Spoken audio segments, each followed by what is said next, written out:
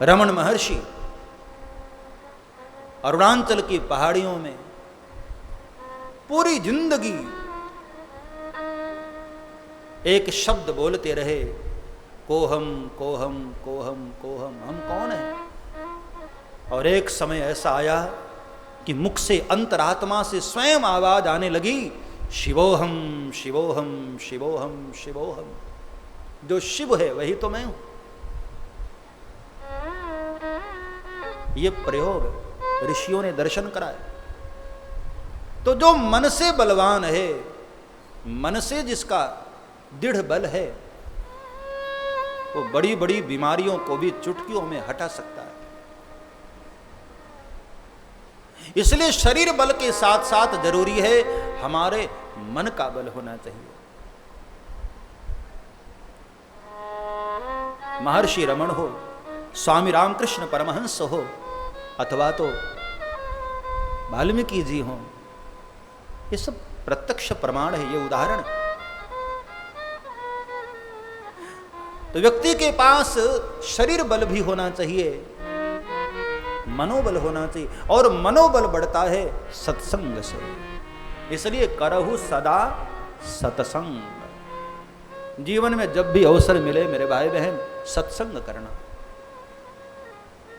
मैंने देखा है डिप्रेशन में जा रहे लोगों को भी सत्संग ने बहुत बल दिया है साहब, बहुत बल देता है। कथाओं से व्यक्ति को जीवन जीने का एक नया बल प्राप्त होता है। टूट चुके लोगों को मैंने देखा है, जो व्यापार में बहुत घाटा लगा, बिल्कुल टूट चुके हैं, ऐसे लोगों ने भी जब कथा का सहारा लिया तो उनको बहुत मनोबल मिला। कथा तुम्हारे मन के बल को बढ़ाती है। कथा मन पर ही कार्य करती है, ध्यान देना, तन पर कार्य नहीं करती। कथा तुम्हारे मन पर कार्य करती है। तुम्हारे मन के स्नान को सुंदर बनाने वाली ये कथा।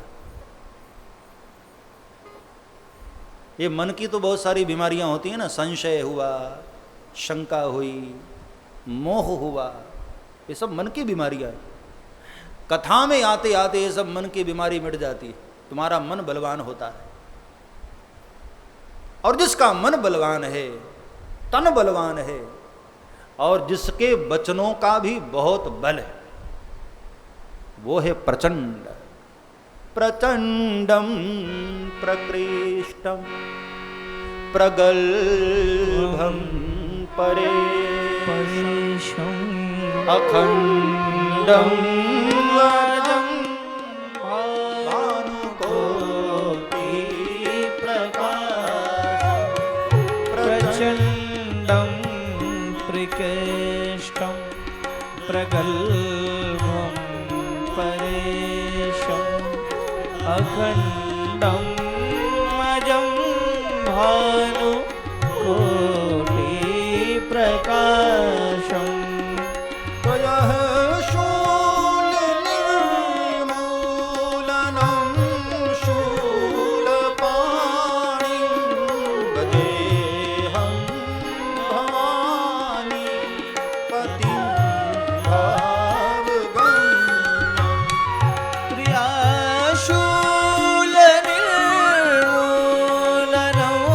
शूलपाणिं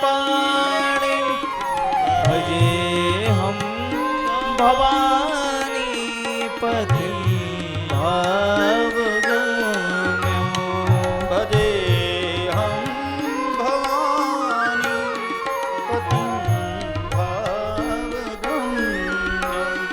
भजेऽहं भवानी पतिं भावगम्यं। अपने वचन के बल को बढ़ाना है तो मैं प्रार्थना करूं, दादा से दादा सत्य भाषित करो, सत्य बोलो। जितना अधिक सत्य बोलोगे उतना तुम्हारे वचनों का बल बढ़ेगा। सांच बराबर तप नहीं, झूठ बराबर पाप। हाँ, तुम्हारे झूठ बोलने से किसी गरीब बेटी का ब्याह हो जाता है तो झूठ बोल दो, लेकिन जिस असत्य से कोई फायदा नहीं, किसी का कल्याण नहीं, ऐसा असत्य क्यों बोलते हो? स्वार्थ के कारण बोला गया असत्य, ध्यान देना, महापाप है। असत्य से बचो, या तो मौन रहो और या तो जब भी बोले सत्य बोले। सत्य से हमारे वचनों का बल बढ़ता है, हमारे वचन में तेज आता है, हमारी वाणी में शक्ति होती है। हाँ,